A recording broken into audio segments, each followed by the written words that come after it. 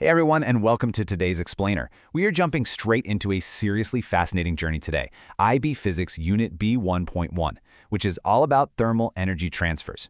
If you've ever stopped to think about the invisible, microscopic forces that dictate exactly how things heat up, melt, or boil, well, you're in the right place. We're going to break down all the complex physics and the math into a really clear, step-by-step visual journey of a substance. Let's get right into it. Okay, so here's our roadmap for today.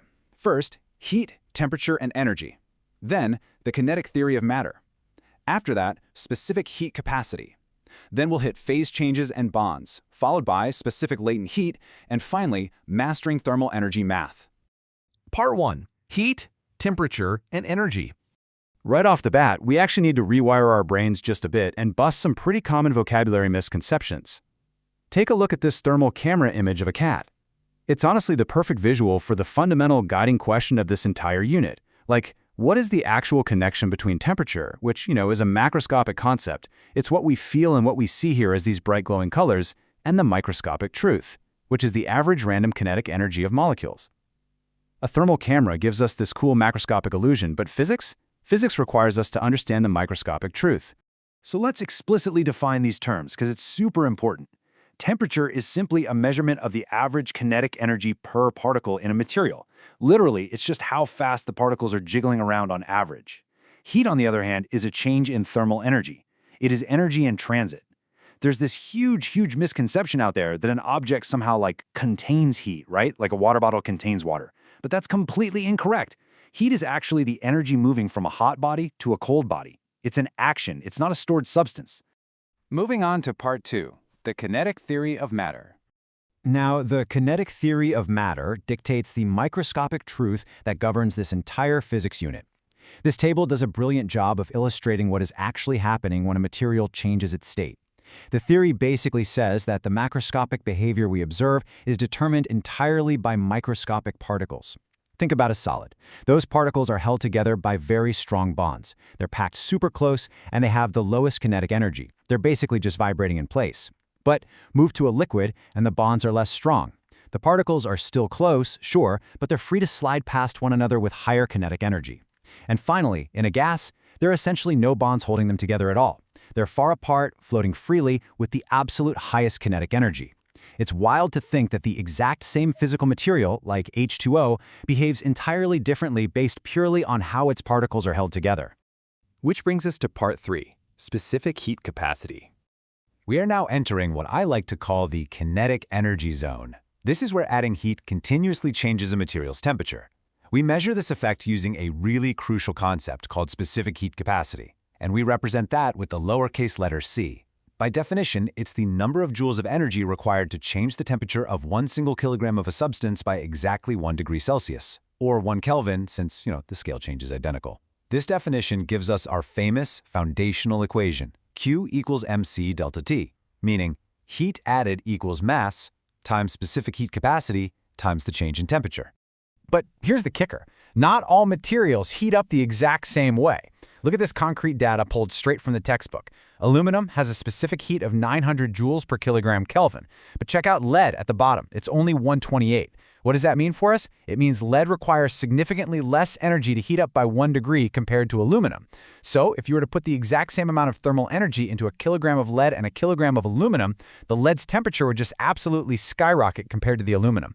But wait, here is a truly fascinating detail. Specific heat changes based on the phase of the exact same material.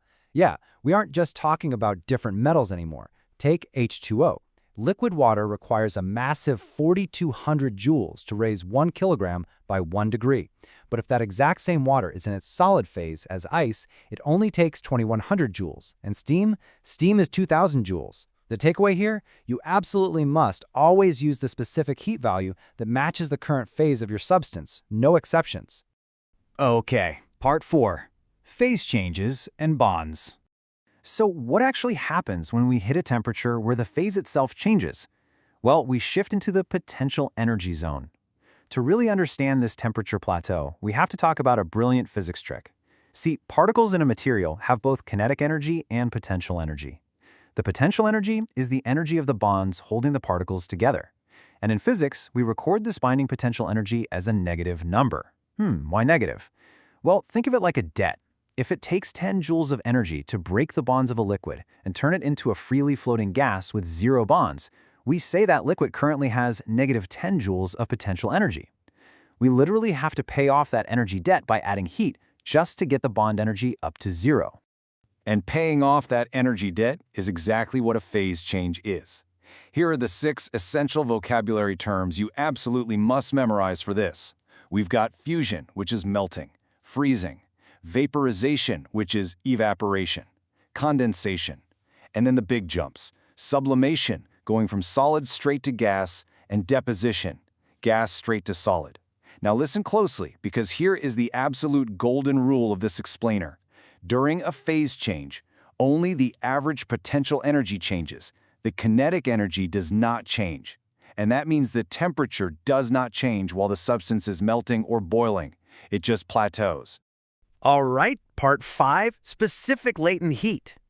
So, if the temperature isn't changing, but we are actively pumping thermal energy into the system to break those bonds, how do we calculate the math of that plateau? Well, that brings us to specific latent heat, which we represent with a capital L. It is the energy required to change the phase of 1 kilogram of a substance at a constant temperature.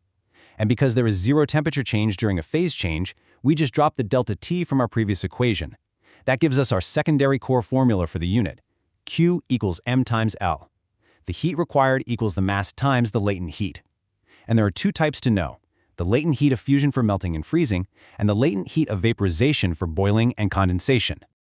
To give you a real, tangible sense of scale here, the latent heat of fusion for water is 3.3 times 10 to the 5th power joules per kilogram.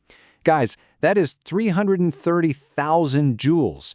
It takes an absolutely massive amount of energy just to break the solid bonds and melt 1 kilogram of ice into liquid water without raising its temperature even a single fraction of a degree. All of that energy, the whole shebang, is going straight into paying off that potential energy debt. Finally, part 6, mastering thermal energy math. Now let's bring both of these formulas together.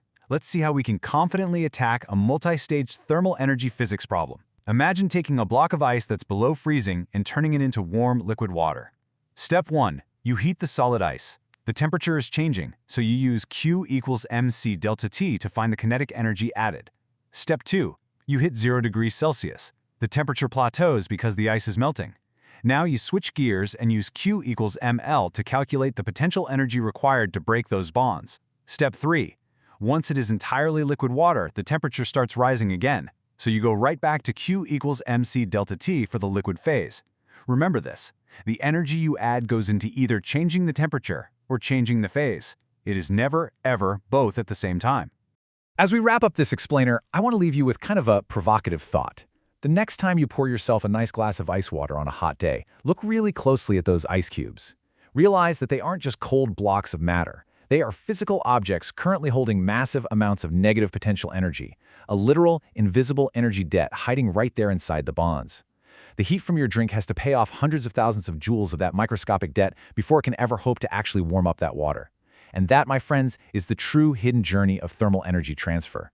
Thank you so much for joining me on this explainer, and definitely keep exploring the fascinating microscopic world around you.